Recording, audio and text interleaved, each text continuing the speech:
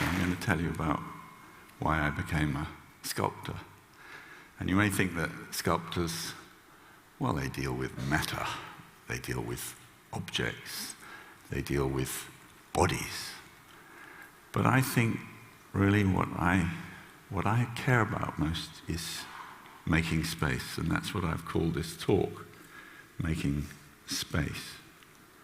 Space that exists within us and without us. So when I was a child, I don't know how many of you grew up in the 50s, but I was sent upstairs for an enforced rest. It's a really bad idea. I mean, after lunch, you're 6 and you want to go and climb a tree. But I had to go upstairs, this tiny little room that was actually made out of an old balcony, so it was incredibly hot, small, and light, and I had to lie there. It was ridiculous. But anyway, for some reason, I promised myself that I wasn't going to move, that I was going to do this thing that Mummy wanted me to do. And there I was lying there in this tiny space, hot, dark, claustrophobic, matchbox size, behind my eyes.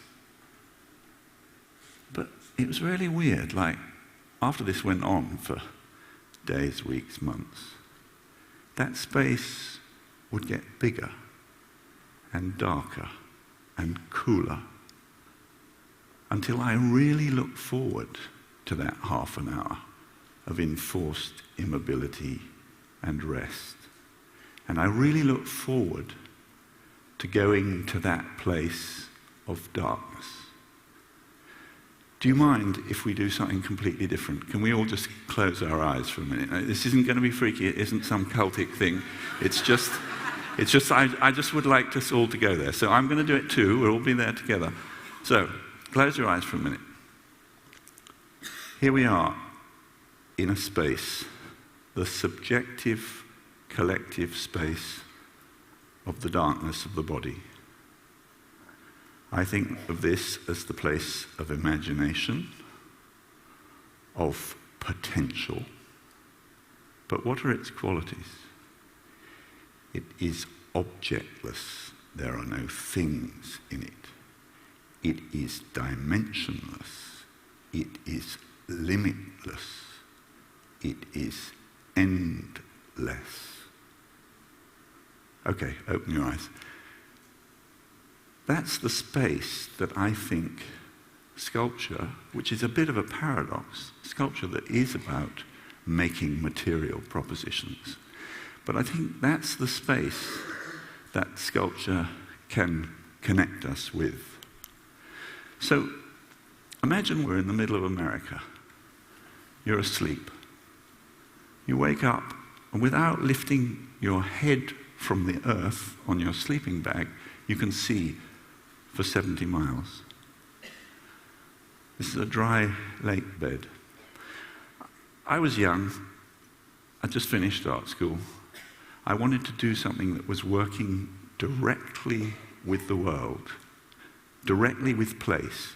This was a wonderful place because it was a place where you could imagine that you were the first person to be there. It was a place where nothing very much had happened. Anyway, bear with me. I picked up a hand-sized stone, threw it as far as I was able. That was about 22 meters. I then cleared all the stones within that radius and made a pile. Oh, that was the pile, by the way. And then I stood on the pile and threw all of those rocks out again. And here is rearranged desert. You could say, well, it doesn't look very different from when he started. What's all the fuss about? In fact, Chris was worried and said, look, don't show them that slide because they're just going to think you're another one of those crazy modern artists who doesn't do much.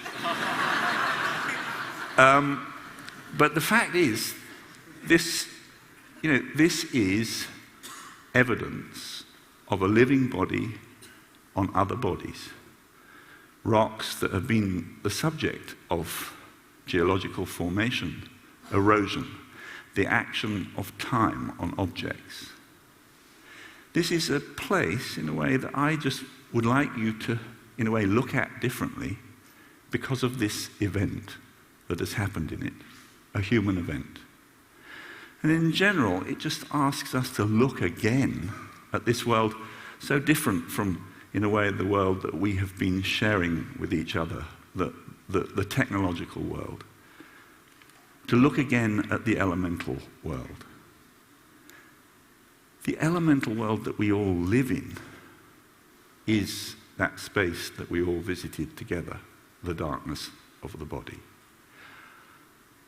I wanted to start again with that environment, the environment of the intimate, subjective space that each of us lives in, but from the other side of appearance. So here is a daily activity of the studio. You can see I don't do much. I'm just standing there, again with my eyes closed. And other people are molding me, evidential. This is an indexical register of a lived moment of a body in time. Can we map that space using the language of neutrinos or cosmic rays, taking the bounding condition of the body as its limit, but in complete reversal of, in a way, the most traditional Greek idea of pointing. In the old days, they used to take a lump of pentelic marble and drill from the surface in order to identify the skin, the appearance, what Aristotle defined as the distinction between substance and appearance, the thing that makes things visible. But here we're working from the other side. Or can we do it as an exclusive membrane? This is a lead case made around the space that my body occupied, but it's now void. This is a work called Learning to See. A bit of, well, we could call it night.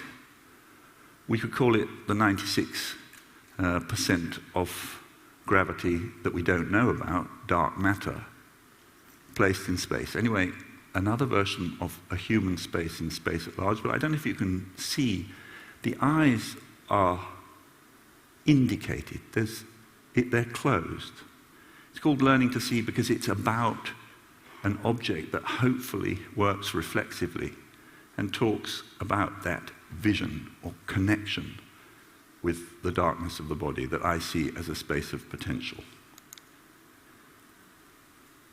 Can we do it another way, using the language of particles around a nucleus, and talk about the body as an energy center? No longer about statues, no longer having to take that duty of standing, the standing of a human body or the standing of a statue, release it. Allow it to be an energy field, a space in space that talks about human life between becoming and entropy as a sort of concentration of attention, a human place of possibility in space at large. Is there another way? Dark matter now placed against the horizon. If minds live in bodies, if bodies live in clothes, and then in rooms, and then in buildings, and then in cities, do they also have a final skin? And is that skin perceptual? The horizon. And is art about trying to imagine what lies beyond the horizon? Can we use, in a way, a body as an empty catalyst for a kind of empathy with the experience of space-time as it is lived? As I am standing here in front of you, trying to feel and make a connection in this space-time that we are sharing, can we use, as it were, the memory of a body, of a human space in space, to catalyze an experience, again, first-hand experience of elemental time? Human time, industrial time, tested against the time of the tides.